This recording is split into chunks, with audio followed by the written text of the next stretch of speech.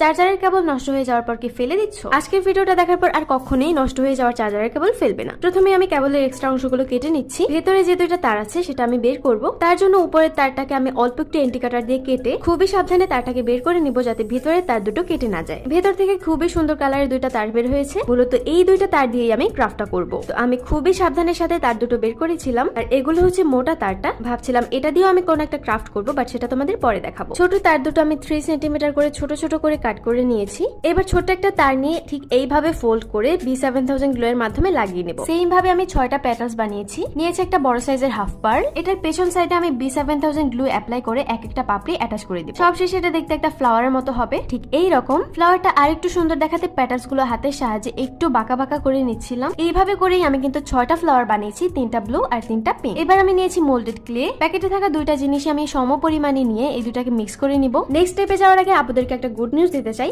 যে আপনারা বাজেটের মধ্যে ভালো মানের একটা সানস্ক্রিন খুঁজছো, তোমাদের জন্য বেস্ট একটা সানস্ক্রিন হতে পারে লাইকো ব্র্যান্ডের জাপান সাকুরা সানস্ক্রিনটা। এটা এমন একটা সানস্ক্রিন যেটা ডে ক্রিম প্লাস সানস্ক্রিন দুইটার কাজ একসাথে করবে। এটা স্কিনের সাথে খুবই ইজিলি মিশে যায় আর স্কিনকে ইনস্ট্যান্ট একটা ব্রাইট লুক দেয়। এটা স্কিনকে হাইলি সান প্রোটেক্ট করে। আর এটার ম্যাজিক্যাল পার্ট হচ্ছে এটা কিন্তু ওয়াটারপ্রুফ একটা সানস্ক্রিন। হাতে লাগানোর পর দুই হাতে তফাৎ দেখেই বুঝতে পারছো। আর এই সানস্ক্রিনটা তোমরা পেয়ে যাবা হোয়াইট রোজ ফেসবুক পেজে। এবার চলো আমাদের কাজে ফিরি। আমি মোল্ডেড ক্লেটাকে একটা পুরোনো আয়নার উপরে এইভাবে লাগিয়ে নিচ্ছি। একটু স্মুথনেস আনার জন্য আমি পানি ইউজ করছি এখানে। আর এটাকে ড্রাই করে নিয়েছি। ড্রাই হয়ে গেলে এটার উপর আমি হোয়াইট কালার ইউজ করেছি। এক্সট্রা যে কালার গুলো লেগেছিল সেগুলোকে একটু রিমুভ করে নিচ্ছিলাম। এইবার এই ফ্লাওয়ার গুলো অ্যাটাচ করার পালা। এগুলো অ্যাটাচ করার জন্য আমি B7000 গ্লুটা ইউজ করছিলাম। উপরের দিকটাতে দুই পাশে দুইটা পিঙ্ক আর মাঝখানে একটা ব্লু ফ্লাওয়ার দিয়েছি। আর নিচের দিকে এটা ঠিক উল্টোটা। চারপাশে আমি B7000 গ্লু এর মাধ্যমে ছোট ছোট পার্ল অ্যাটাচ করে নিচ্ছিলাম। আর ফাইনাল লুক হচ্ছে এটা। আমার কাছে তো এটা বেশ ভালো লেগেছে।